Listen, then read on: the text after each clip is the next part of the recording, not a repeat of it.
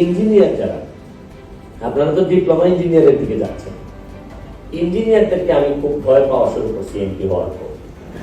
আমি আগে বুঝতাম না, দেখেন রাজনীতিবিদরা যখন দুর্নীতি করে পরের বার পত্রিকাওয়ালারা রিপোর্ট করে তাকে আউট করে দেয় যে না, he is no more MP, উনি এই দুর্নীতি করছে, উনি 5টা বাড়ি বানাইছে, 3টা বাড়ি বানাইছে, আগামীবার থেকে এমপি হওয়া যাবে না।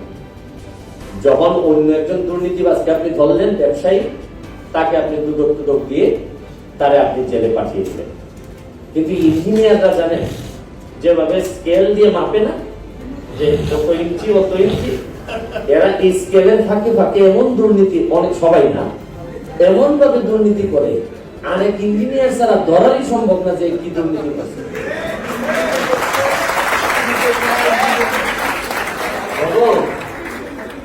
আপনি, কারণ আমি ব্যারিস্টার মানুষ, কারণ আমার দায়িত্ব দেওয়া হলো একজন ইঞ্জিনিয়ারের দুর্নীতি ধরার জন্য। আমি কি বুঝবো? আমি যদি বলি যে আপনি এটা কেন করলেন, উনি একটা স্কেল বের করে বলবে 18, 19, 19.5, আমি তো এগুলা বুঝবো না। এর ভিতর দিয়ে 19.5 থেকে 20 করতে গিয়ে উনি প্রায় 200 কোটি নিয়ে গেছে। আচ্ছা, আপনি এখন পর্যন্ত দেখছেন যে কত বড় বড় নক্ষত্রের পতন হয়েছে, রাজনীতিবিদের পতন হয়েছে, সাংবাদিকের পতন হয়েছে, সব ধরনের মানুষের পতন হয়েছে, খুব বড় ইঞ্জিনিয়ারের পতন হয়েছে, শুনছেন? অথচ এই সব ইঞ্জিনিয়ার না, আবার বলছি না যে আবার আমার সব ইঞ্জিনিয়াররা দ্বারাই বলবে যে এই অনাস্থা দাও। 2টা ক্ষতি করে আমাদের ইঞ্জিনিয়াররা, আমাদের লাভ ওনারা অনেক করতেছেন। একটা ক্ষতি হচ্ছে কি, যারা অসৎ, একটা ক্ষতি করার হচ্ছে গিয়ে তারা সেবা করার নামে আমাদেরকে ইঞ্চির ফাঁকে ফেলে টাকা পয়সা যা নেওয়ার নিয়ে যাচ্ছে। আর আরেক জাতের ইঞ্জিনিয়ার আছে, এরা একটু কোয়ালিফাইড হলেই দেশটা ছেড়ে দেয়।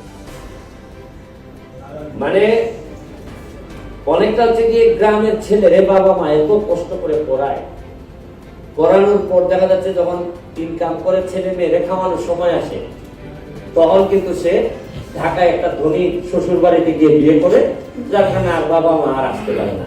তো ওই স্মৃতিটুকু নিয়েই বেঁচে থাকতে হয়।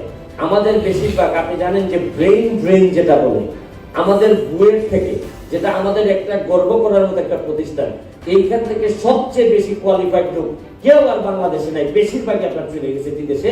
এরা আমাদেরকে সার্ভিস দেয় না, দেয় হচ্ছে গিয়ে বিদেশকে সার্ভিস।